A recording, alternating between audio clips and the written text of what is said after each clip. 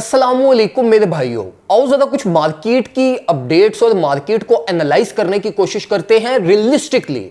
मतलब जब भी कोई भी टेक्निकल एनालिस्ट कोई एनालिसिस शेयर करता है ना, तो वो हमेशा किसी एक साइड को अपने माइंड में रखते हुए शेयर करता है कि यार आइदर हम मार्केट में बुलिश हैं या आइदर हम बेरिश हैं। लेकिन आज की वीडियो में ना हम मार्केट को न्यूट्रल होते हुए realistically as per price action, as per technicals, as per fundamentals, as per FOMC meetings और जितने भी ये थर्ड पार्टी इंस्टीट्यूशनल फैक्टर्स हैं इंक्लूडिंग मैनिपुलेशन, ये सारी चीजों को हम अपने पर्सपेक्टिव रखते हुए मार्केट को कंक्लूड करने की कोशिश करेंगे कि मार्केट एक्चुअली में चाहती क्या है। सबसे पहले मेरे भाइयों, मेरे आप लोगों से दो क्वेश्चंस हैं और दोनों क्वेश्चंस के आंसर्स आपने ड्यूरिंग फुल वीडियो अपने माइंड में रखने हैं।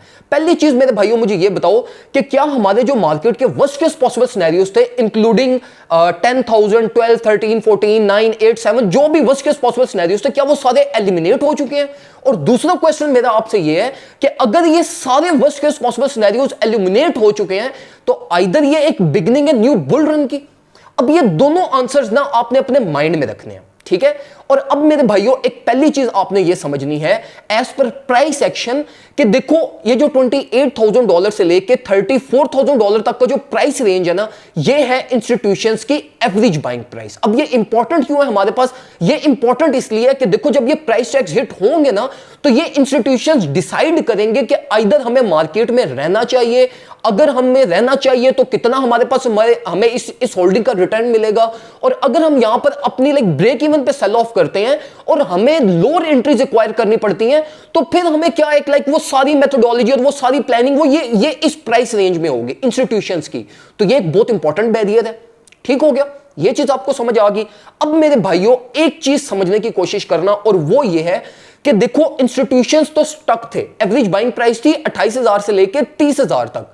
और मैं आपको एक चीज बताता हूं कि जो $21,000 से पंप हुआ है ना ऑल द वे $28,000 तक, इसमें आपने एक चीज नोट की है, a past historic data crypto market का किसी भी कॉइन का उठा के देख लो, जब भी बुल रन हमारे पास आया ना तो मार्केट ने हमेशा अपने वीकली लोस, अपने previous month loss, previous month highs या अपनी मूविंग एवरेजेस या वॉल्यूम रेजिस्टेंस या फिबोनाची गोल्डन पॉकेट्स या किसी ना किसी टेक्निकल की जो मेजर लेवल्स होते हैं उसकी करेक्शन लाजमी लेती है। देखो जब मार्केट पंप कर रही होती है ना तो होता क्या मार्केट में होता हमारे पास यह है कि मार्केट में इनफ्लो हो रहा होता है, एक सर्टेन लेवल पहुंचता है, वहां पे प्रॉफिट सिक्योरिंग होती है, मार्केट हेल्दी करेक्शन लेती है और ये इस तरीके से मार्केट चलती रहती है और हम मार्केट में हाई लॉस फॉर्म करते रहते हैं। लेकिन ये कभी भी नहीं हुआ कि मार्केट पंप करे, पंप करने के बाद वहीं पे कूल डाउन हो, फिर वहां से एक और पंप ले, फिर वहां पे कूल डाउन हो, फिर एक और पंप ले ले। तो इसका क्या मतलब है? इसका मतलब हमारे पास ये है कि जो इंस्टीट्यूशंस ऑलरेडी मार्केट में स्टेप्ड इन है ना, वो तो मार्केट में प्ले ही नहीं कर रहे, क्योंकि वो अगर प्ले करेंगे तो या तो उनकी एवरेज बाइंग प्राइस नीचे की तरफ आएगी या तो वो मार्केट में अपनी अपर प्राइस को लेकर जाके अपनी जो वो प्रॉफिट स्कोरिंग करके मार्केट को वापस नीचे की तरफ लाएंगे। तो इसका मतलब हमारे पास ये हुआ कि ये जो मार्केट में पंप हुआ है ना, ये पंप हमारे पास न्यू इनफ्लो हुआ है क्रिप्टो की मार्केट में।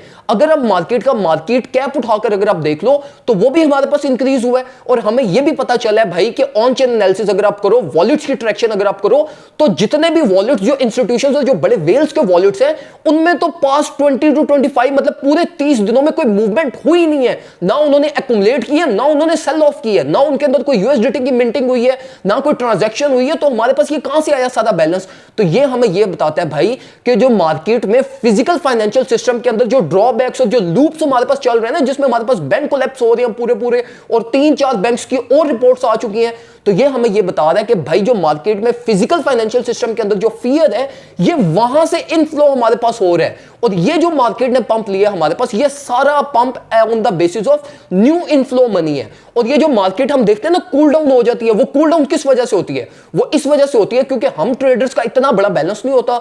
हम मार्केट में अपनी रेजिस्टेंसेस को देख के हम क्या करते हैं? प्रॉफिट सिक्योरिंग करते हैं।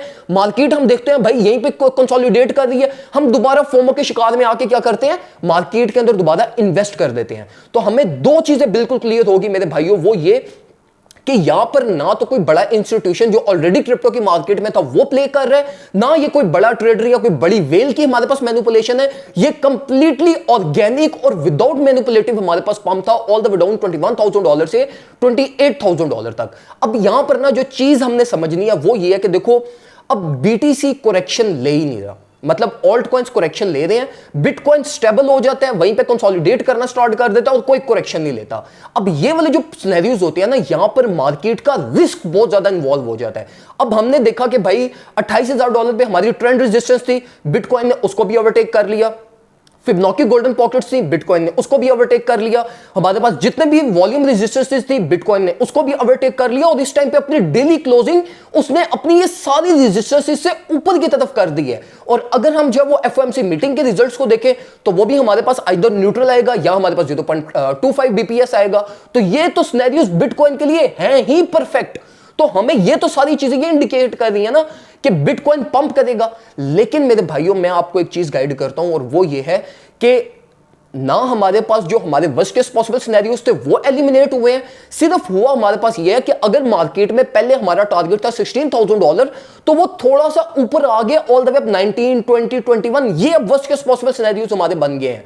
तो आपने जो करना है वो ये करना है कि देखो, मैं रियलिस्टिकली अब ये जो $28,000 से ऊपर का जो प्राइस एक्शन है ना, मैं इस पे कॉन्फिडेंट नहीं हूं ट्रेड करने के लिए। मैं ये पूरा $28,000 से लेके ऑल द वे $34,000 तक ये इस प्राइस रेंज को मैं नॉइस कंसीडर कर रहा हूं, क्योंकि ये इंस्टीट्यूशंस की एवरेज बाइंग प्राइस है। और इंस्टीट्यूशंस यहां से मार्केट को बहुत ज्यादा डंप भी करवा सकते हैं और या तो $34,000 से एकदम से 40 पे भी लेकर जा सकते हैं। तो जो ट्रेडेबल जोन है ना, वो या तो आपके $28,000 से नीचे है या तो वो आपकी $34,000 से ऊपर की तरफ बनती है। मैं ये बीच वाले जोन को मैं कंसीडर नहीं कर रहा, क्योंकि ये वो जो जोन है ये सारी नॉइज है, ये ट्रैप्स इसमें बहुत सारे बिल्ड होंगे। यहां पे आपका रिस्क बहुत ज्यादा होगा, आपका रिवॉर्ड बहुत कम होगा और इसके अंदर 90% ट्रेडर लॉस करेगा। जिसने ये पूरी रैली के अंदर प्रॉफिट्स बनाया ना, ये सारी प्रॉफिट्स मार्केट आपसे ये इन 28 to 32, $34,000 का जो प्राइस टैग है ना, इसमें मार्केट आपसे निकलवाएगी। तो मेरे भाइयों, मैं आपको यही रिकमेंड करूंगा, जो मेरा प्लान है वो स्ट्रेट फॉरवर्ड सिंपल प्लान है और वो यही है कि ना तो ये हमारे पास बुल रन की स्टार्टिंग है, मार्केट मेजर करेक्शन हमारे पास कमिंग वीक्स या न्यू मंथ की स्टार्टिंग में लाजमी लेगी। और सेकंड चीज ये कि मैं बिटकॉइन से निकल के, बिटकॉइन की ऑलरेडी हमने पूरी रैली के प्रॉफिट सिक्योर किए हैं, तो अब ऑल्ट कॉइन्स की तरफ आ जाओ। ऑल्ट कॉइन्स ने कोई प्रॉफिट नहीं दिया हमें, ना उसने कोई मेजर हमारे पास जो है वो प्राइस मूवमेंट ली है। तो इट्स बेटर कि जो एक रिस्की मार्केट है आप उसमें से निकलो, अपने कैपिटल को वहां से निकाल के ऑल्ट कॉइन्स की तरफ थोड़ा बहुत डिस्ट्रीब्यूट करो, ऑल्ट कॉइन्स को एक्युमुलेट करना स्टार्ट करो। अगर बिटकॉइन 28 से 32, 33 पे जाता है तो ऑल्ट कॉइन्स हमारे पास इजीली 15 to 20% पंप भी करेंगे और वो सेफ इन्वेस्टमेंट है एज कंपेयर टू बिटकॉइन। ये कोई बुल रन की स्टार्टिंग नहीं है, मार्केट अपनी मेजर करेक्शंस की तरफ आएगी। $25,000-24,000 यहां पे हमारे पास सीएमई गैप्स भी जनरेट हो चुके हैं, तो मार्केट इनकी टेस्टिंग करने नीचे की तरफ लाजमी आएगी। तो ये वाले जो जोन्स है ना, इनको कंसीडर कीजिएगा बिटकॉइन के लिए। इसके अलावा आप ऑल्ट कॉइन्स को एक्युमुलेट करें और मैं आपको बिल्कुल भी रिकमेंड नहीं करूंगा कि आप $28,000 अबव आप ट्रेड करो, क्योंकि मैं ट्रेड बिल्कुल भी नहीं करूंगा। अगर मैं करूंगा तो वो मैं ऑल्ट कॉइन्स में करूंगा और वो भी सिर्फ कंफर्मेशंस पे ट्रेड करूंगा, क्योंकि अब वो मार्केट का टाइम फेज आ गया है जिसमें 90% ट्रेडर अपने ये सारे प्रॉफिट्स को दोबारा मार्केट में देगा। क्योंकि देखो, मार्केट में कहीं पे भी प्रॉफिट सिक्योरिंग नहीं हुई, मार्केट पंप करती जा रही है। जब मार्केट की कोई करेक्शन ही नहीं हो रही, कोई लिक्विडिटी नहीं प्रोड्यूस हो रही, तो लॉस कर कौन रहा है? मतलब ये जो हमारे अकाउंट्स के अंदर जो प्रॉफिट्स आ रहे हैं, ये कैसे, मतलब ये सिर्फ इंस्टीट्यूशंस इन्वेस्टमेंट करते जा रहे हैं कि भाई ये इनके बच्चों के वॉलेट्स के अंदर बैलेंस भरते जाओ? नहीं, वो इसलिए नहीं कर रहे, वो कर रहे हैं अपने लिए। तो प्रॉफिट सिक्योरिंग हमारे पास हुई नहीं है, लिक्विडिटी हमने हिट नहीं की। तो इसका मतलब यह है कि आइदर मार्केट एकदम से बहुत डंप जबरदस्त किस्म का एक हमें वो जोड़ेगी, तो इट्स बेटर कि जो प्रॉफिट सिक्योर किए हैं उनको निकालो, बाहर आओ, पार्टी शार्टी करो, एंजॉय करो। और जब तक आपको मार्केट दोबारा कोई क्लियर इंडिकेशन, कंफर्मेशन आपकी बारी नहीं आती, तब तक मार्केट से बाहर ही रहो। अपनी स्लॉट्स का अवेलेबल किया करो, मतलब अपने टाइम का अवेलेबल वेट किया करो। मार्केट के अंदर हर मूवमेंट, हर प्राइस एक्शन ट्रेडेबल नहीं होती। बहुत सारी चीजें बीच में ऐसी होती हैं जो होती ही, प्रोड्यूस ही इसलिए की जाती हैं ताकि आपके एक वो ट्रेडिंग इमोशंस जागे और अब मार्केट के अंदर अपना कैपिटल इनपुट करो। तो ये कुछ थोड़ी सी एक मार्केट को रियलिस्टिकली मैं आपके आगे एक्सप्लेन करना चाहता था कि क्या इस टाइम पे मार्केट की सिचुएशन है। एफओएमसी मीटिंग्स होगी, ये सारी चीजें, ये सारे थर्ड पार्टी फैक्टर्स होते हैं जो मिल के मार्केट को ट्रैप करते हैं, मैनिपुलेट करते हैं और at the end of the day corrections produce होती हैं और मार्केट हमारी क्या करती है, आम ट्रेडर लॉस कर जाता है, और जो बड़े इंस्टीट्यूशंस, बड़े वेल्स होते हैं, वो सारा capital at the end of the day लेकर जाके साइड पर बैठ जाते हैं। तो इट्स बेटर कि अगर अभी मार्केट आपको क्लियर साइंस नहीं दे रही तो आप भी साइड लाइन्स पे रहो और आराम सुकून से मार्केट से निकलते रहो, और अपने जो प्रॉफिट्स बनाए हैं उनको जाके बाहर एंजॉय करो, कुछ खाओ पियो, मजे शजे करो।